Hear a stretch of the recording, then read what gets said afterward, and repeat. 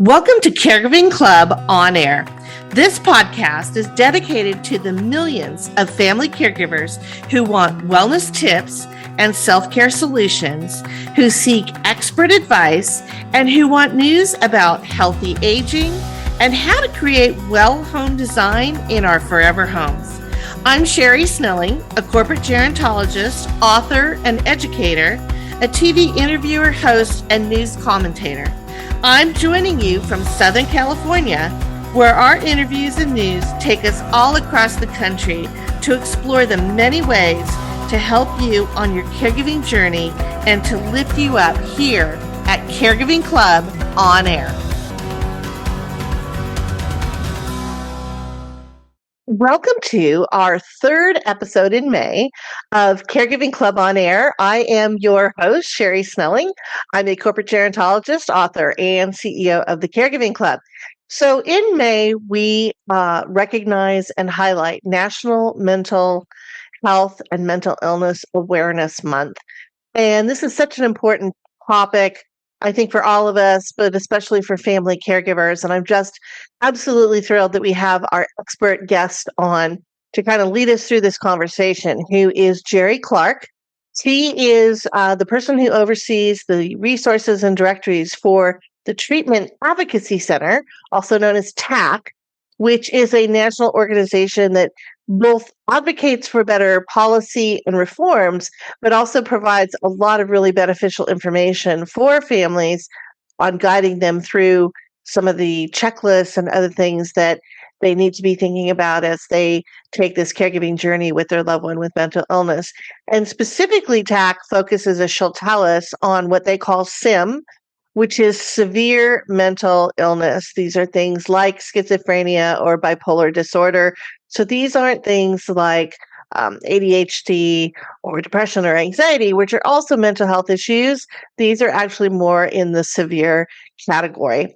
And I think it's just really important, we've been talking about in longevity and caregiving and aging circles about we're entering this new kind of neuro era, where we're learning so much about the brain and how it works, and then also how it dysfunctions for some people, whether that be dementia or Alzheimer's or Parkinson's, or as we'll hear, with mental illness. And it's just really, really crucial, I think, for us to understand how our brains work better. That's going to help all of us, but also to be a little bit more compassionate and empathetic for those whose brains aren't working in what would be called maybe the normal capacity, and what we can do to really help those individuals and particularly their families and family caregivers along the way. So I learned so much through this interview, and I know that you will too.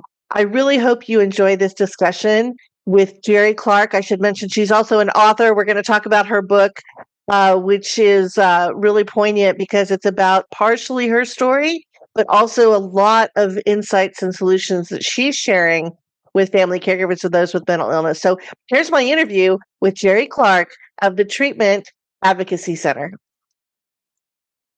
So I am so thrilled to have our expert guest on this episode, because mental illness, as we know, is something that I think really does touch all of us in different ways. And it's such an important part of what we need to address when it comes to healthcare, long-term care. And yet it's something we don't know a whole lot about. We don't have maybe the solutions right at hand. So I am thrilled to have on this episode Jerri Clark, who is the head of the Treatment Advocacy Center. She's also an author, by the way. And we'll talk at the end about her book, Gone Before Gone, When Mental Illness Steals Someone You Love, which I think is such a poignant title. So Jerri, welcome to Caregiving Club On Air.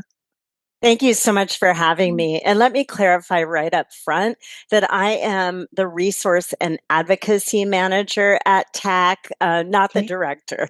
So I have a role at TAC, but I am not. I don't run the show.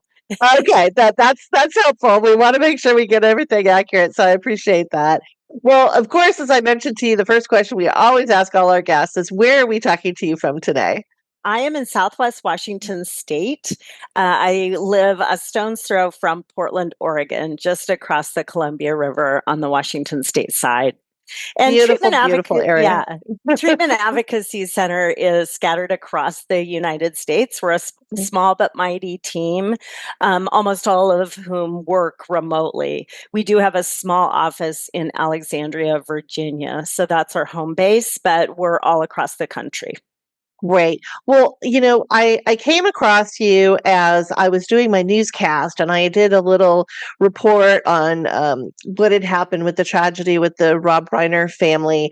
And I found you guys, and you look like such a fantastic resource. Tell us what the Treatment Advocacy Center does. What are the things that you do that support the mental health community? Thank you so much for asking. TAC, call ourselves TAC, is committed to eliminating barriers to treatment for the most unwell individuals with severe mental illness. And when we use the phrase SMI, we mean severe mental illness conditions that nearly always include elements of psychosis and a significant loss of insight. Insight refers to the brain's capacity to recognize its own condition. And quite often, individuals with severe psychotic conditions have a symptom called anosognosia that blocks their insight. This is a neurobiological symptom of illness. It's not denial, it is the brain unable to see that it has an impairment. Anosognosia is the number one treatment barrier, and the system was never built to account for anosognosia. So we have a lot of laws, policies, and practices that get in the way of treatment for the most unwell individuals, and that is the space where TAC is focused. Well, and I really appreciate you giving us that explanation because I think so often, again, and I've seen this, I do a lot of my work in the Alzheimer's and dementia community. So, you know, thinking about and looking at brain health, and so many of us don't know how the brain really works. And, we're trying to compare it to just average everyday people, and it's not. The brain is doing some really, severe special things with different people. And so I love the explanation that, this isn't people who are in denial or, who don't want to address maybe what's happening with them. They actually can't see it or can't know it or whatever. Tell us about, now you talk about SMI. Can you explain again what maybe, people are familiar with certain terms. What types of mental illnesses or disabilities are we talking about when you say SMI? Commonly, SMI is going to come with a diagnosis of a schizophrenia spectrum or a bipolar spectrum condition. But about half of individuals with all of the symptoms of one of those spectrum conditions is never diagnosed. So, partly because of anosognosia, partly because of resource shortages, there's a range of reasons why so many people are undiagnosed.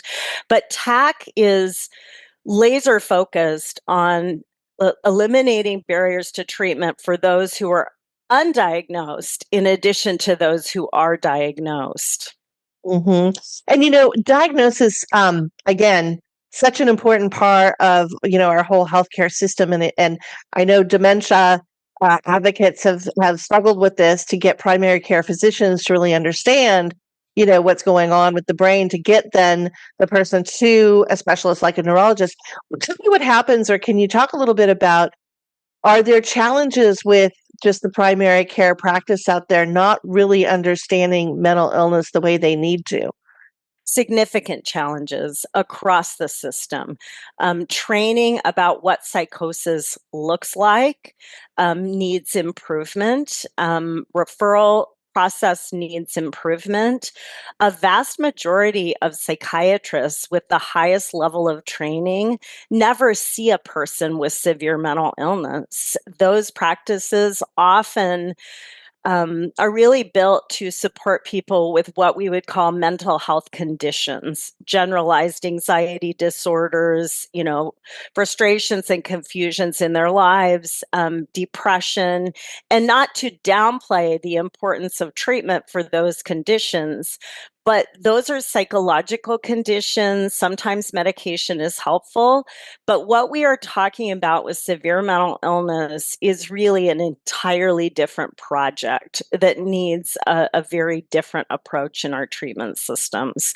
So, yeah, there's a need for a lot more training about what psychosis looks like, how to identify it, and how to identify anosognosia, because that is going to be the primary reason that someone says, I don't need your help. There's nothing wrong with me.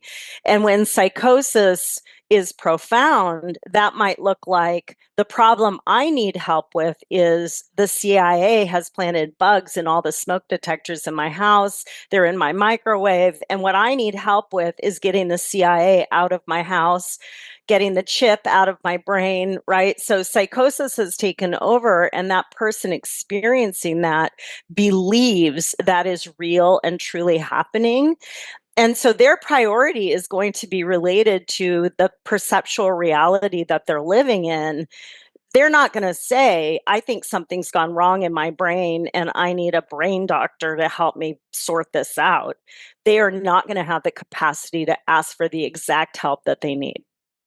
You hit on something exactly I was going to ask. I mean, again, so often people think, well, if it looks like a mental illness, it's going to be referral to a psychiatrist or a psychologist. But you just hit upon maybe it's a neurologist as well, or first to take those brain scans or to at least look at it from a brain health perspective and not necessarily just a maybe behavioral perspective, right? Getting a comprehensive neuropsychological workup is almost unheard of. Almost nobody is going to get that. A brain scan might show decline in gray matter. It might show that certain areas of the brain, for example, the frontal and parietal lobes, don't light up when a person is doing an exercise related to self-awareness, if they have anosognosia. But nobody's doing brain scans on the people who have these conditions. Not nobody, but almost nobody is doing brain scans. Some research has shown these physical manifestations of illness, but it is not typically part of diagnosing. So yeah, it's anecdotal, it's conversational. Sometimes the diagnosis is based on what medications did or didn't affect the symptoms. And all of that is really difficult when a person who is disconnected from reality is also still trying to live a daily life. So keeping care consistent while a diagnosis is being sorted out is incredibly challenging, because the person is usually really struggling with activities of daily living while those symptoms are coming on. Well, and again, you hit upon something that for me it's really hit me, in a way that I have such empathy for families who have a loved one with any kind of brain issue, but, mental illness, again, dementia, Alzheimer's, because it does change the person. And it makes it so much more difficult sometimes to provide the care. There was a blog that really struck me on your website, and it was by a mother who talked about her daughter. She'd been through the system with her daughter throughout, I guess, early teens or maybe even earlier than that. And of course, no good diagnosis, no really good solutions for them. And then the daughter turns 18. She's now an adult, and she called it the HIPAA handcuffs, in that unless her daughter tells the doctors, yeah, my mom needs to be part of this conversation or she's helping make decisions, then her mother's cut out of even knowing what's going on with her daughter. And to your point, in the blog, she writes about how her daughter had this I have nothing wrong with me kind of attitude when she obviously does. HIPAA could use some reform, but more importantly, HIPAA is misunderstood. And the HIPAA handcuffs come from overzealous interpretations of the HIPAA privacy rules. There are federal documents, and a HIPAA resource on TAC's website directs you there, but there are federal guidance documents that explain exceptions to the privacy rule related to mental health, and these are not widely enough understood or utilized in practice. So, for example, if a patient is given the opportunity to object to the exchange of information with important care partners, and that person does not object, that enables the care provider to communicate with family on basic level information. This is the diagnosis. These are concerns. This is the medication. Here's the foundational care plan that we're developing. All of that can be discussed if the person has been given the opportunity to object and doesn't object. There are also HIPAA exceptions related to safety. So if a patient expresses suicidality, for example, and lives at home with family, let's say this is a 19-year-old who is expressing suicidality related to their condition, the provider knows that and feels it's imperative for the safety of the client, for the family living with this person to know that, they can talk about that concern. These exceptions are not utilized. The other thing that blows my mind as somebody who manages a federal helpline is that families are still being told by some providers that they cannot share mental health history with the provider because of HIPAA. That was never disallowed, and it's super critically important that family members share a concise, fact-based mental health history with providers, because often, especially a person with a psychotic condition, can be a really terrible reporter on what's going on because they can't see it. The family has eyes on what's happening and has the most important information. Families are experts on their loved ones, and that information is critical for good patient care. So at TAC.org, within the Resource Center, we have a mental health history form that is probably the resource we share the most frequently to help family care partners collect up the core information that they need to be sharing with providers. We also recommend that that information be shared either through fax or certified mail, so that there's a very clear receipt. You can't say that you didn't receive information that came through fax or certified mail. That's such a great resource, and I hope everybody's listening intently. And we'll, of course, have your link, the website where all of these resources can be tapped. Now, one thing I you know in some of the research that I've done is that we seem to have this really almost alarming increase in the percentage of the population who now has mental illness, and I want to caveat that because I know with this and other types of things like Alzheimer's, we're better at diagnosing, which means we might have then that increase, right, in the numbers of people. Still, if you go back to like the 1960s or even I think the 70s, it was maybe 3% of the population had some type of mental illness. Today, I think it's about 24%. Can you talk a little bit about why are we seeing this increase? And then, why does it seem like, at least from a policy perspective, because I know you do a lot of advocacy work, this almost seems to me like this should be like one of the number one things we're focused on, and yet you don't hear a lot about it in terms of the solutions we're trying to bring forward to help out families and people who are suffering with mental illness.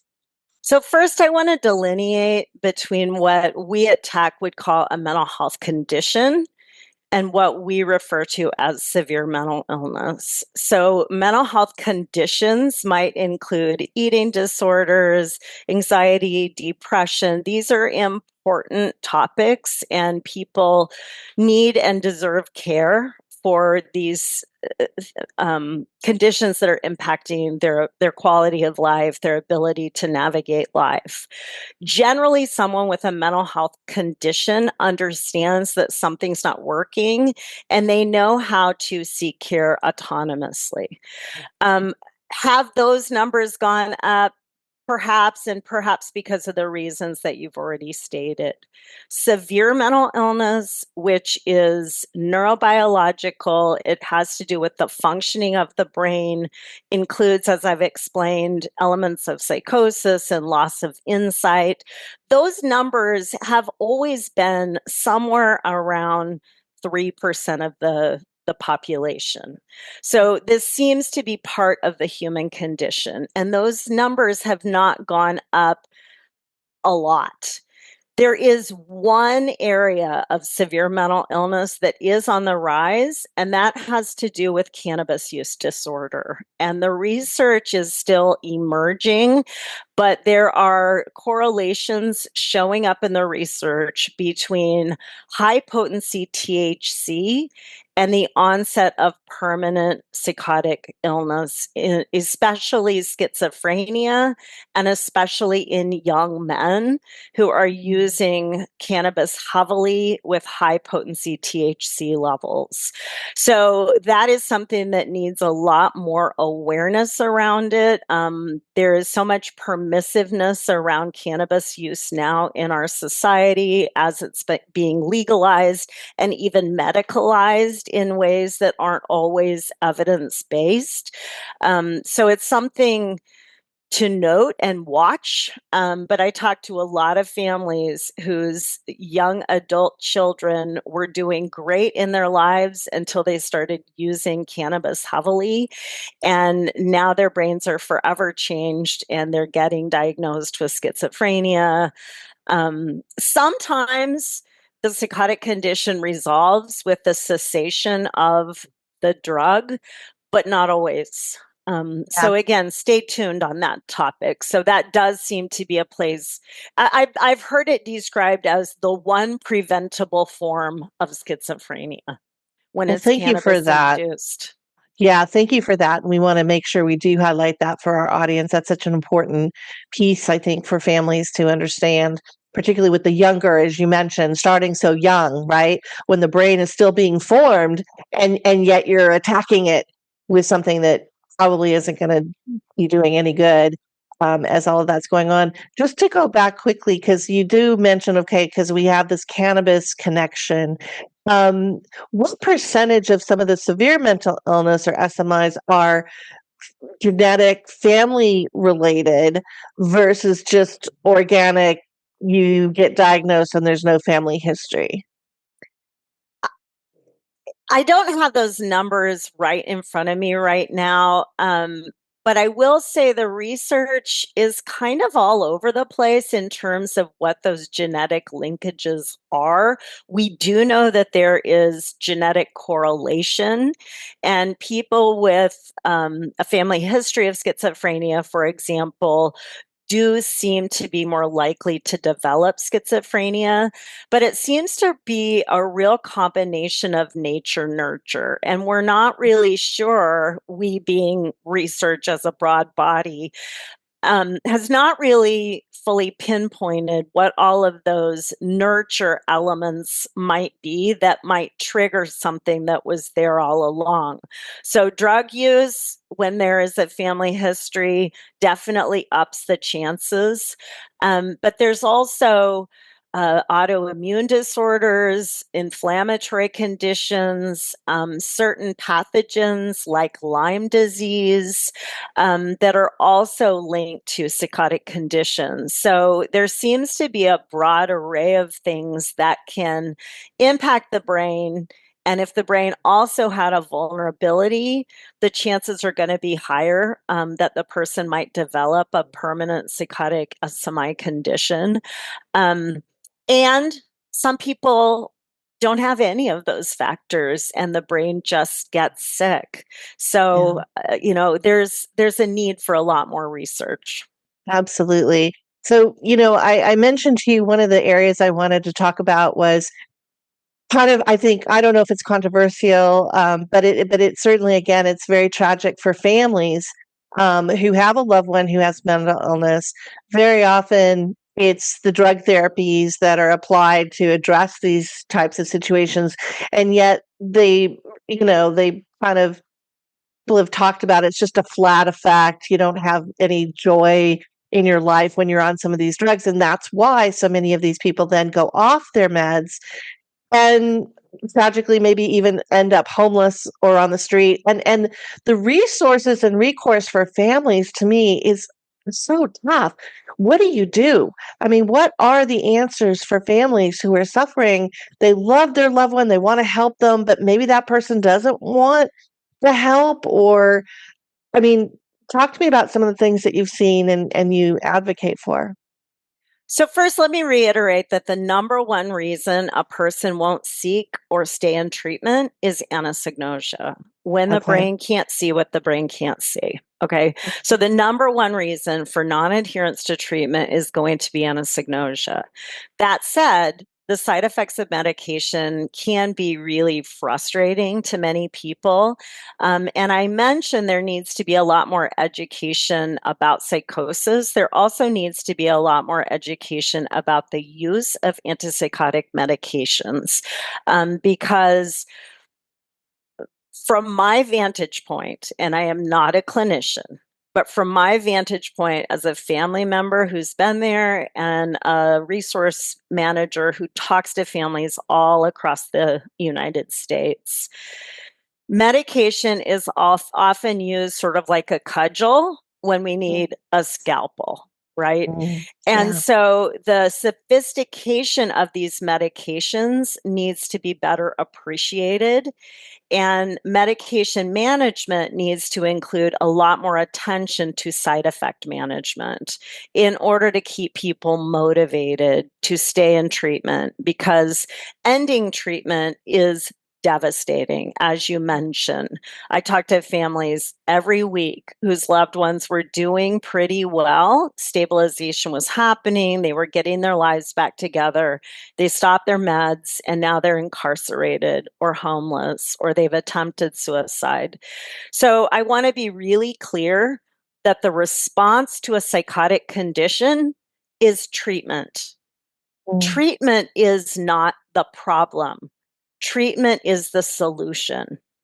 Mm. And that treatment needs to be sophisticated and it needs to include significant follow through from the treatment system to keep the person who is struggling to get better engaged with that treatment. It needs to be person centered in a way that the person's best interests are the focus of the treatment, not just necessarily the whims in the moment of that person who's struggling maybe with their insight, their understanding of reality, right? So truly person-centered treatment needs to have the person's whole life and situation at the center of it.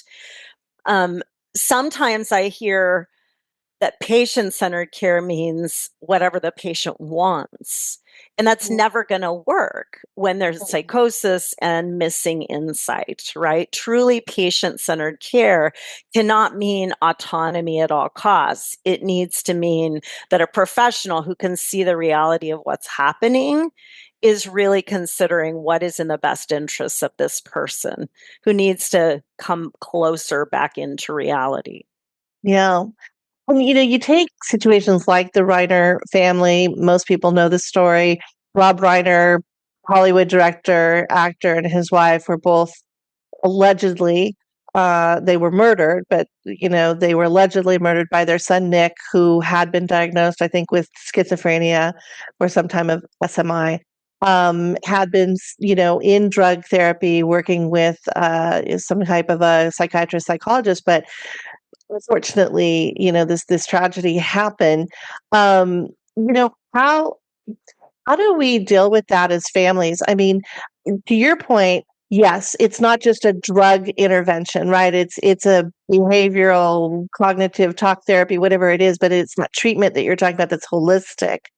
But I think, because so many of these kids, I look at the Nick Reiner situation, I think he'd been in and out of rehab. And, we know the Hollywood rehab, $60,000 a month. I'm not sure what you really get for that, but in and out of rehab that wasn't working, clearly. And yet his parents didn't want to do something like maybe try to find an institution. I don't even know if they really exist that much anymore because we got rid of them years ago, and really put the burden back on the family. So I'm just struggling to even talk about it. But help me. What do families need to think about or do, or what are their recourse in helping their loved one, particularly if that person becomes an adult and now supposedly can make their own decisions on things? I want to make one clarifying point. The age of majority in every state is set by state law. So in some states, that age of majority is 18, but in some states, the age of majority is much younger. In Washington state, where I live, the age of majority is 13. Wow. So we have teenagers who are kind of on their own in terms of their medical decision making, and that complicates things as well.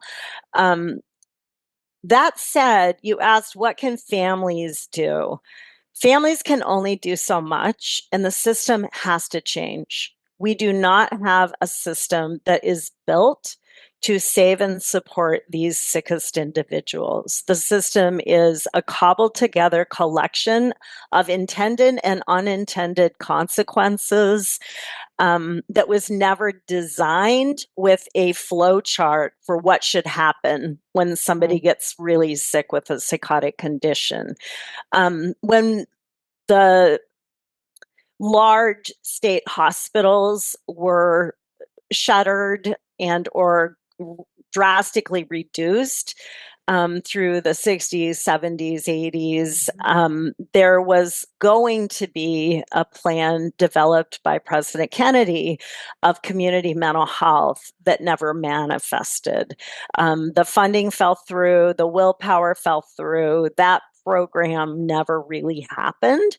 So the result was that we shifted from institutions that were medically based to institutions of homelessness and incarceration. So I've seen many charts that show as hospitalizations have gone down, incarcerations and homelessness have gone up in almost direct proportion. So this is called trans institutionalization. Um, in the meantime, we have this common process that I like to call mom dumping. Right? Where if a hospital is doing a catch and release, somebody shows up in their facility for a hot second and they can put in the discharge plan that the family's taking this person back into their home, check, done and done.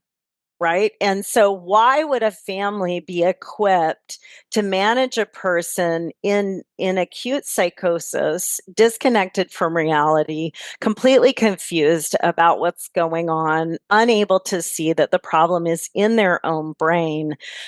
Why would a family be equipped to do that? So there's only so much families can do, and the system is expecting way too much from families. We're being asked to be hospital nurses and doctors, care managers, parole officers, prescribers, you name it. Whatever the role in the system is, if the family can take it on, they are given that.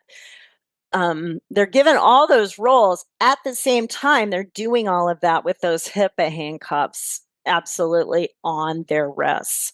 So Right. so they might be taking somebody home from a hospital, no information about the diagnosis, no information about what medications were provided in that hospital. And somehow and no information about the functional capacity of their loved one, because these illnesses do come with cognitive decline, regression. People who were very capable of independent living a few years ago, now that they have schizophrenia, might really struggle with activities of daily living. So that functional assessment is rarely provided to the family. So this person comes back home, and why would family know how to help them? They Right. have very little information. Sometimes they're guardians and they have more information, but too many of our families don't have the most foundational information about how to help their loved ones. At the same time, their loved ones might have symptoms of psychosis that are making them overtly dangerous to family.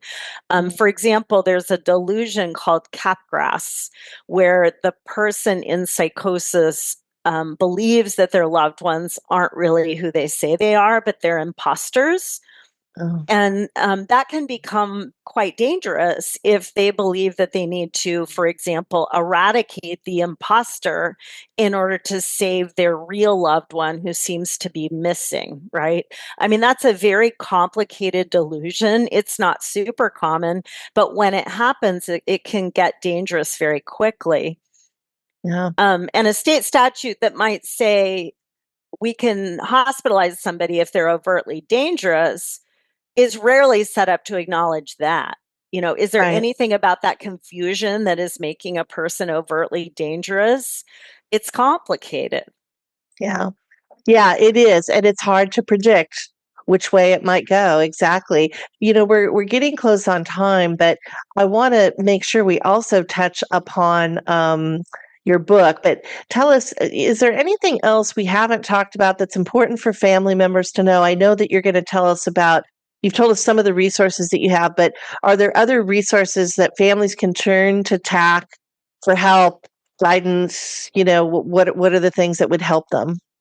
TAC.org, click on resources, and that opens the Schizophrenia and Psychosis Resource Center, which has more than 35 written resources. We've got about 10 video resources and a collection of one-pagers that are sort of like little libraries of core information to make it really easy for families to begin the project of becoming more educated.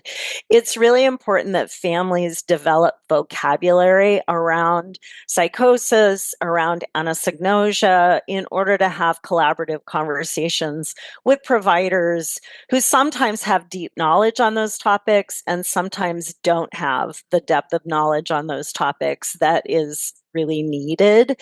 So families carry a lot. But one thing that we can do is to spread vocabulary about what's really going on here in the general public and including in the stakeholder community. I want to say families do what we can with what we know when we know it. And Yeah. we've got to let go of the guilt. These Yeah. illnesses are not our fault. The broken system is not our fault. And we need to stop feeling guilty that we can't make impossible things happen. Mhm. Would you recommend to families out there that are really struggling and haven't found the solutions yet, are things like support groups, do those help? Um, Absolutely. Yeah, absolutely. And the National Alliance on Mental Illness offers a program called Family to Family, which is a great way to get some foundational knowledge about medical or mental health conditions. And sometimes those family to family courses do lead to support networks. NAMI also sponsors support groups. And then there are other groups out there. The National Shattering Silence Coalition also provides really valuable resources, connections. They're doing some really important grassroots advocacy in the States, and they support some support groups as well. oh, that's great. We'll have all of those on our episode guide page, and we've got about a minute or so left, and I don't wanna forget to highlight your book, which as we talked about is Gone Before Gone. Tell us a little bit about, why you wrote the book, what it's about, and then where we can find it. The book is part memoir and part self help.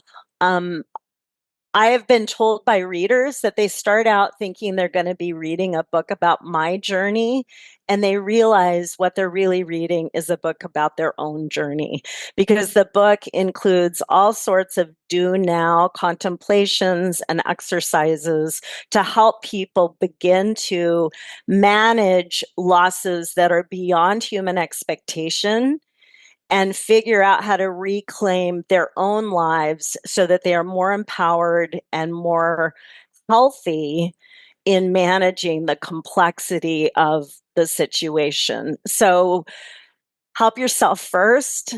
You cannot put on somebody else's oxygen mask. If your own is not there, if you're not breathing, if you're not caring for yourself, you will not be who you need to be for other people. And my goal in writing this book is to empower the families that need to tell our stories, to shine light on what is entirely dysfunctional in the severe mental illness treatment system across our country. Well, Jerri, thank you for all this fantastic information. We're going to have links to your book, and it's been wonderful learning from you. So thank you so much. I really appreciate you having me on. Thank you for joining us on this episode. A reminder, you can find more information in my book on caregiving, healthy aging, brain health, and how wellness is built on balance. Check out Me Time Monday, the weekly wellness plan to find balance and joy for a busy life, or visit MeTimeMonday.com or caregivingclub.com. I hope you enjoyed this episode of Caregiving Club On Air. Please hit the subscribe button to listen to us on Apple and Google Podcasts, Spotify, Amazon Music, SiriusXM, iHeartRadio, Pandora, as well as other listening channels. And subscribe to our Caregiving Club YouTube channel to watch the podcast and find all of our other educational caregiving content. Remember to check out the resources and article links for this episode on our episode guide page, caregivingclub.com. Just hit the podcast tab. And email us with any comments or questions at podcast@caregivingclub.com. Thank you again for listening and watching. Take care and stay well.